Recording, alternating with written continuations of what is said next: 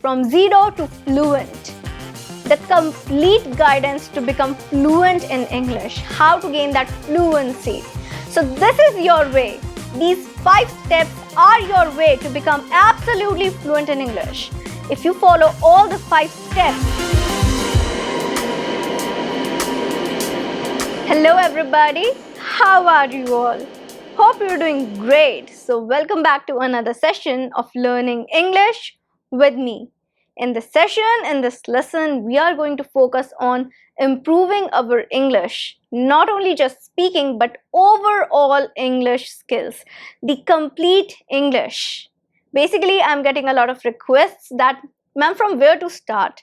Like, you can understand English, but speaking is difficult. You know you want to start that journey, but you are not able to find that particular path. So basically, how to become fluent in English. How to get from zero to fluent. That is what we are going to discuss today. So are you all ready for this? I'm Shivangi Gupta, your CELTA certified English language tutor, certified by the University of Cambridge, the UK. And before beginning, please subscribe the channel so that you can get all the lessons that I post for you on this channel.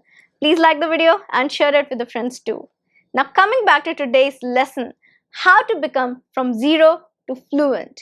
If you are somewhere around zero, how to get to that level of fluency? Well, this is going to be helpful for everybody out there, whether you are at intermediate level or just above the beginner's level. This is going to be helpful for you. Now let's begin. First of all, let's try to understand what is this zero level that we all are discussing that you think. Zero is basically nothing, but that's in your mind. You're not at zero. If you are at zero, that means you cannot understand English. If you can understand English, you're somewhere above that level. Consider yourself that you are at number 2 or number 3, right? We have to get to the 10. 10 is fluent, right? And you are somewhere at number 2, number 3. If you can understand English, that means you are able to listen to that particular language. You're listening to my video. That's a big deal. Listening and understanding a language is a big deal. Now, if I start speaking in Spanish, you will not be able to understand because you don't know that particular language. That means knowing a language counts. You have to take this into the consideration that your half of the work is done. That is basically a base. Now what we have to do is we have to take up this base of understanding a language and we have to build fluency over this particular base. So we'll be building the fluency over this base of understanding the language. There are going to be certain steps that I'm going to tell you. So let's begin. What is the step number 1 of becoming fluent in English language? So step number 1 of becoming fluent in English is survival English. So if you're starting somewhere from a beginning level, then you have to focus on survival English. I think everybody must focus on survival English. That is a must. If you want to become fluent in English, what is a survival English? Basically, survival English is the component of spoken English. We never use survival English in written English because we need proper structures to write.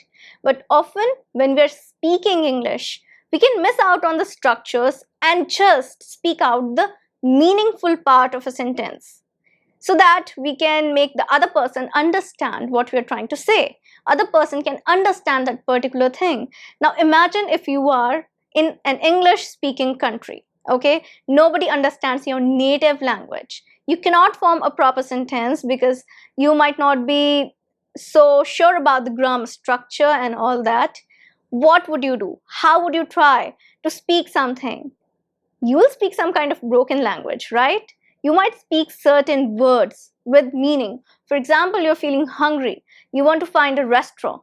What would you do is you would approach a native person. You might say food, hungry, restaurant.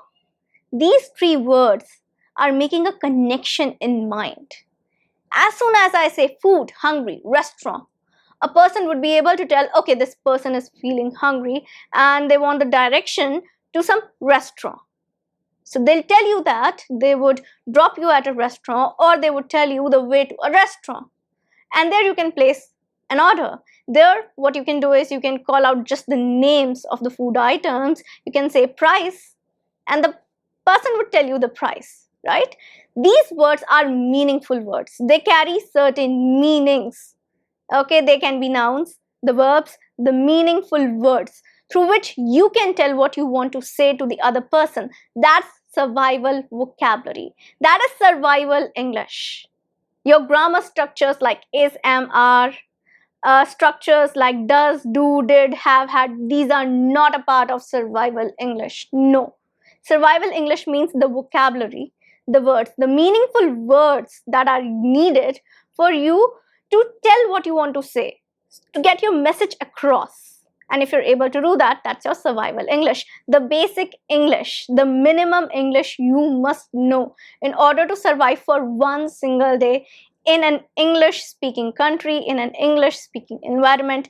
That is your survival English. So this survival English is very important because once you know the survival English, you gain confidence to speak English.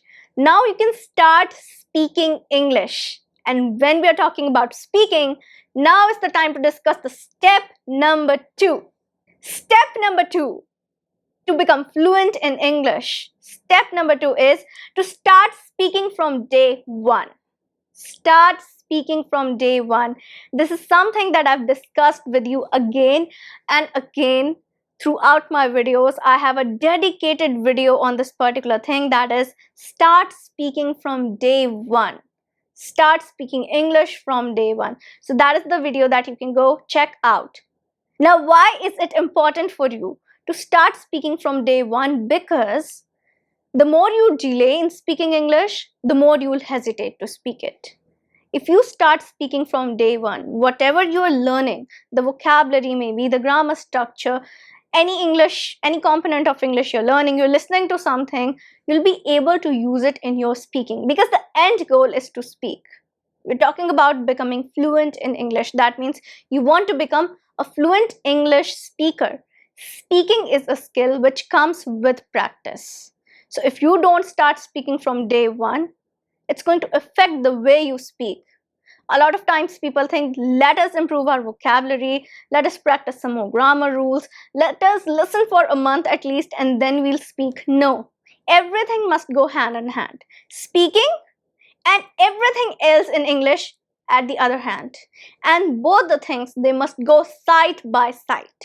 That is something that you're supposed to do. So start speaking from day 1. That's very important so that you can practice these mouth muscles, you can practice speaking in English, you can become fluent in English because through this practice, over the time, you will become fluent. You cannot achieve it in one single day. For example, I'm just looking at some recipes. Let me give you an example like that.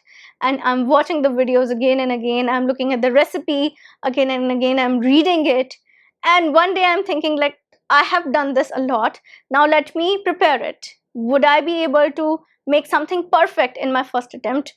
Obviously not. It would not come out as perfect. And that is what a lot of people think, that we are going to practice vocabulary for a month, then maybe grammar for another month, reading for another month, and then after that we'll start speaking when we'll think that we are really good at grammar, good at vocab, we know a lot of words, and the English would be perfect. This would not happen. All of the steps and the process is there. It's going to be there. So that day 1 must be today, not after 2 months, not after 3 months, no. That day 1 of speaking should be day 1 of learning English, of your learning journey. So start speaking from day 1 to become fluent in English. So step number 3. Now step number 3 is again very important. That is the good English input. The good English input. That means a lot of times we need to put input, that is language, is something that often needs a particular model where we are receiving information and then producing. So how do you learn your native language? By listening to that particular language a lot and then reading it. When you go to school, when kids go to school, they read the language a lot there. So by listening and reading, we are taking input in a language, and through speaking and writing, we're producing the output. Now, in order to produce good output, that is, in order to speak fluent English, first of all, we have to listen to the language a lot. Listening is very important. It's the most important factor, the most important format of input. More important than reading. Why? Because you are listening to good models of pronunciation, the way a sound is made, it is produced, how a sentence is spoken, what is the rhythm, in which way. So you listen to good model of speaking. That is very important. From where do you get all these models? From movies, songs, web series, TV series, YouTube channels that are in English. So all these resources acts as your listening resources. Apart from there, you also get to listen to a lot of academically curated stuff, specially designed for English language learners. So you can listen to that too.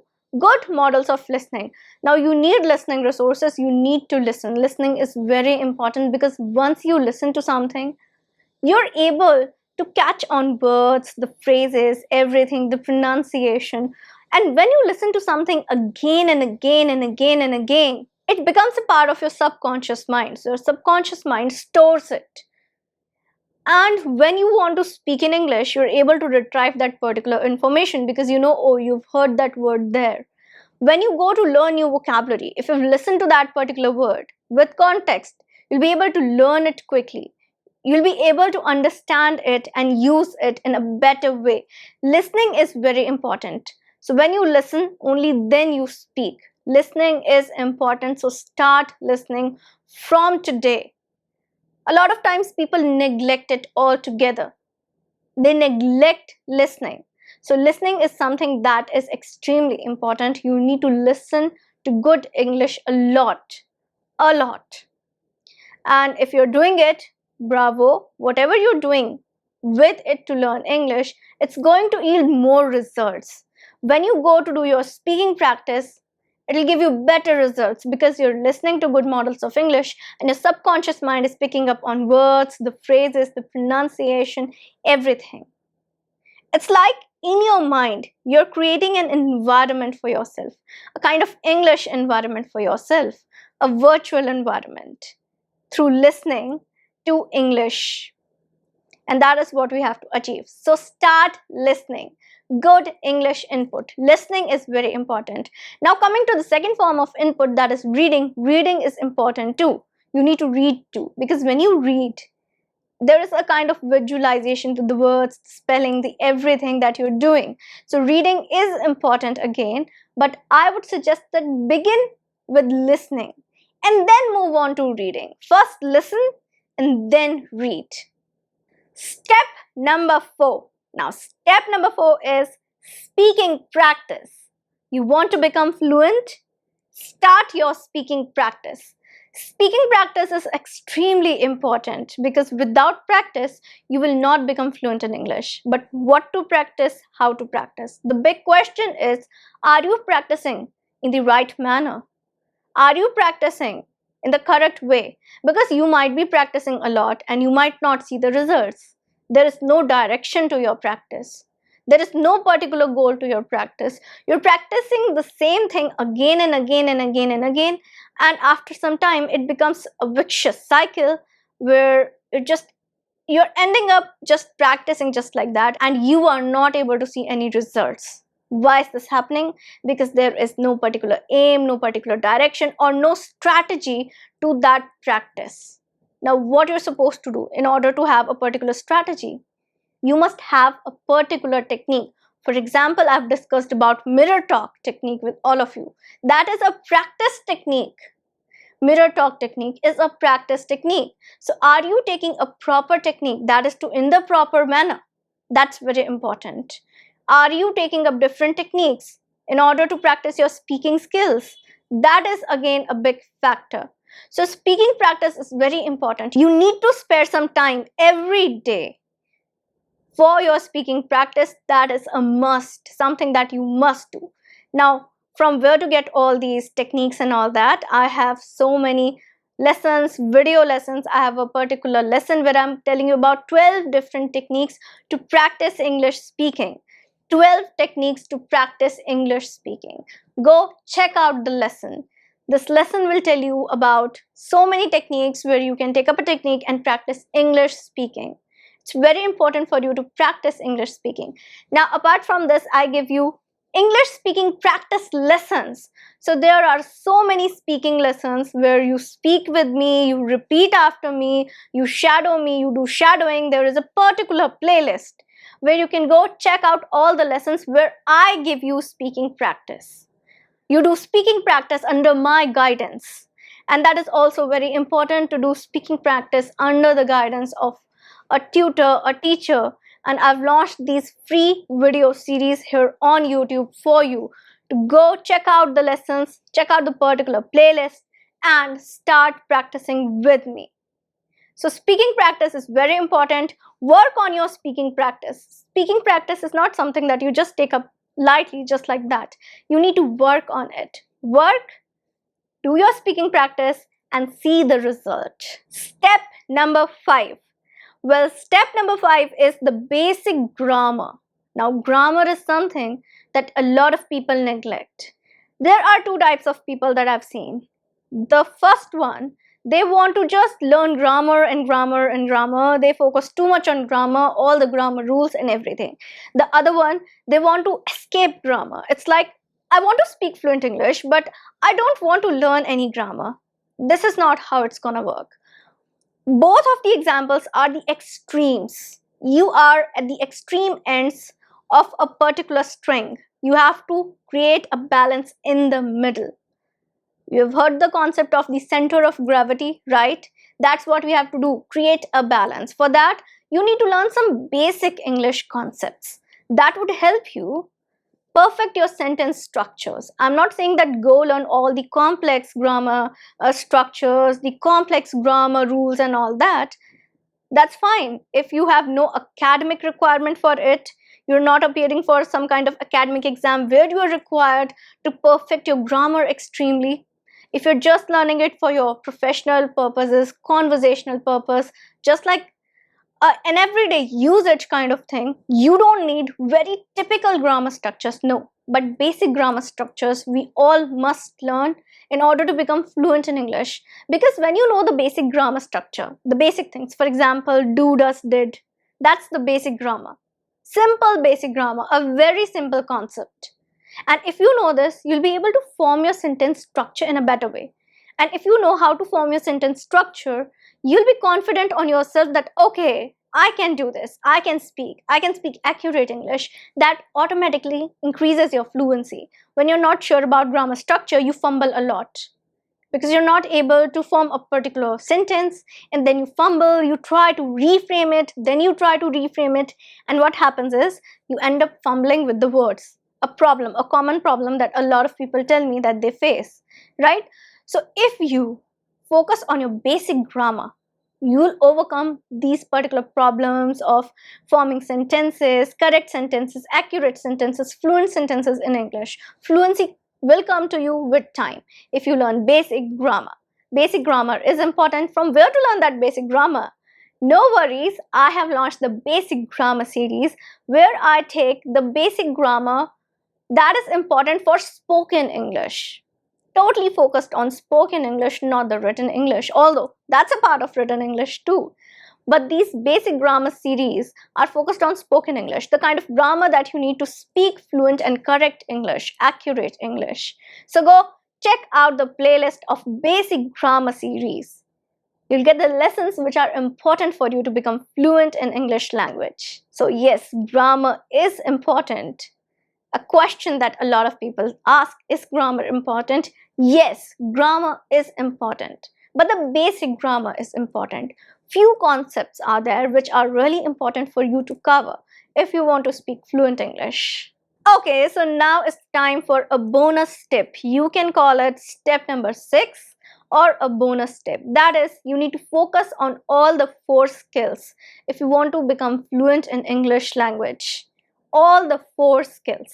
See, there are 4 skills. I've already discussed the skills of input, from where you receive information, right? And the 4 skills are known as LSRW: listening, speaking, reading, writing. So you listen, you speak, you read, you write. These are 4 skills, kind of 4 pillars of any language in the world. So if you're trying to master a language as a skill in order to speak it, you have to focus on this particular language as you would focus on a skill, not in a way you approach a subject kind of learning. No. So you have to consider it as a skill, and this skill of speaking is supported by the other 3 pillars. That's listening, reading, writing. So do not forget to pay equal attention to each and every pillar. Writing is also important. That's why I always suggest journal writing. You must have seen my video lessons on journal writing. Why do I suggest that to you? So that you can practice writing in some format. Even if you are at a place right now where you would not be required to write something academically, like writing skills are kind of secondary for you. Speaking is primary, important. Still, writing from time to time improves your speaking. All the 4 skills support each other. They support each other. That's why focusing on all 4 of them is extremely important. So improve your speaking, listen, read, and do not forget to practice writing from time to time. Something that you must do. So focus on all the 4 skills if you want to become fluent in English language. Now with this, we come to an end to the complete process of becoming fluent in English from 0 to fluent. The complete guidance to become fluent in English, how to gain that fluency. So this is your way. These 5 steps are your way to become absolutely fluent in English. If you follow all the 5 steps, it's a guarantee that you would become fluent in English, because these are the 5 pillars of becoming fluent in English language. Something that I've given you today, a formula that is going to be absolute game changer for you in becoming fluent in English speaking. You want to become a fluent English speaker, follow everything that I've told you today in this lesson. So follow it, start practicing from today and see the results. That's it for today. That is it. Now I'm going to meet you again with a new lesson. Till then, everybody, take care and bye.